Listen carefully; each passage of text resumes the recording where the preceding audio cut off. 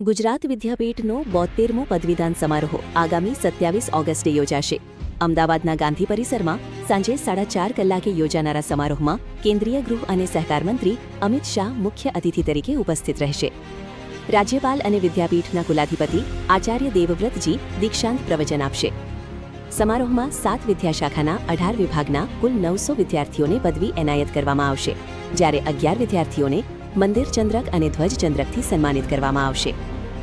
મહાત્મા ગાંધીજી દ્વારા સ્થાપિત ગુજરાત વિદ્યાપીઠનો 72મો પદવીદાન સમારોહ આગામી ગુરુવારે એટલે કે 27મી ઓગસ્ટે સાંજના 4:30 કલાકે પ્રાણજીવન વિદ્યાર્થી ભવન ખાતે યોજાશે, જેમાં મુખ્ય અતિથિ તરીકે કેન્દ્રીય ગૃહ અને સહકાર મંત્રી શ્રી અમિતભાઈ શાહ ઉપસ્થિત રહેવાના છે. ગુજરાત રાજ્યના રાજ્યપાલ અને ગુજરાત વિદ્યાપીઠના કુલાધિપતિ આચાર્ય દેવવ્રતજી દીક્ષાંત પ્રવચન આપશે. કુલ 900 વિદ્યાર્થીઓ આ પદવીદાન સમારોહ માટે પદવી પ્રાપ્ત કરશે, જે પૈકી 559 વિદ્યાર્થીઓ ઉપસ્થિત રહેવાના છે. ખાસ કરીને ગુજરાત વિદ્યાપીઠ માટે 1922થી આ પદવીદાન સમારંભની પરંપરા પ્રાણજીવન વિદ્યાર્થી ભવન ખાતે રહી છે.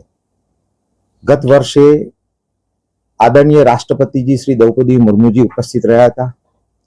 એ અગાઉ પણ ઘણા રાષ્ટ્રીય નેતાઓ, રાષ્ટ્રપતિજીઓ, દલાઈ લામા જેવા મહાનુભાવો એ ગુજરાત વિદ્યાપીઠના સ્નાતકોને દીક્ષાંત પ્રવચન આપ્યું છે.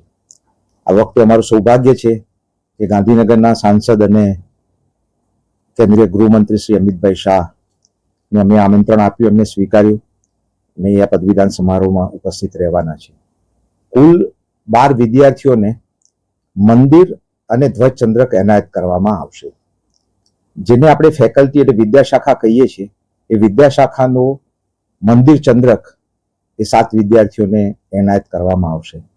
ગુજરાત વિદ્યાપીઠની એ પરંપરા રહી છે અને મહાત્મા ગાંધીજીની નઈ તાલીમ એટલે જે બુનિયાદી કેળવણી છે એ અંતર્ગત 3H હેન્ડ, હેડ અને હાર્ટ એટલે બાળકના સર્વાંગીણ વિકાસ હેતુ જ શિક્ષણ હોય.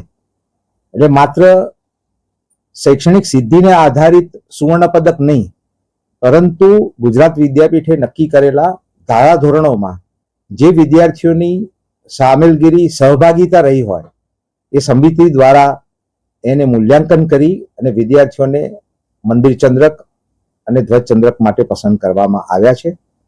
ખૂબ મોટી સંખ્યામાં આમંત્રિત મહેમાનો, યુનિવર્સિટીના કુલપતિશ્રીઓ, પદ્મશ્રીઓ વગેરે ઉપસ્થિત રહેવાના છે. આપણે સામાન્ય સંજોગોમાં ઓક્ટોબર મહિનામાં દીક્ષાંત સમારોહ યોજતા હોઈએ છીએ. આ વખતે વહેલું કેમ કરવામાં આવી રહ્યું છે? જ્યારે મોરારજીભાઈ દેસાઈ એ કુલાધિપતિ હતા અને રાષ્ટ્રીય નેતૃત્વ અને ખાસ કરીને વડાપ્રધાન પદે હતા, ત્યારે ગુજરાત વિદ્યાપીઠનો સ્થાપના દિવસ પણ 18 ઓક્ટોબર છે. એટલે એમની સમયની પણ અનુકૂળતા રહે. એ વખતે એકાદ અઠવાડિયા જેટલું એ ગુજરાત વિદ્યાપીઠમાં રોકાઈને ગીતા પ્રવચનો આપતા, સેવકોને મળતા. એટલે એમણે એ પરંપરા શરૂ કરેલી.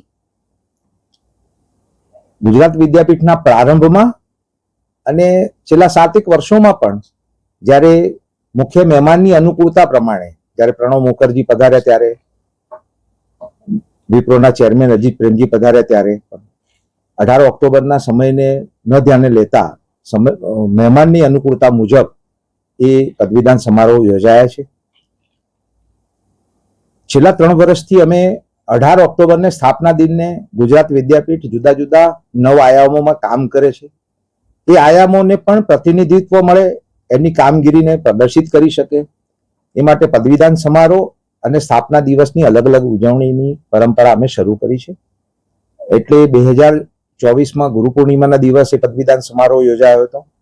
ગત વર્ષે આદરણીય રાષ્ટ્રપતિજી દ્રૌપદી મુર્મુજીના ગુજરાત પ્રવાસની અનુકૂળ તારીખો પ્રમાણે આપણે પદવીદાન સમારોહ યોજ્યો હતો અને આ વખતે આપણે 27મી તારીખે એ રીતે પદવીદાન સમારોહ યોજી રહ્યા છીએ.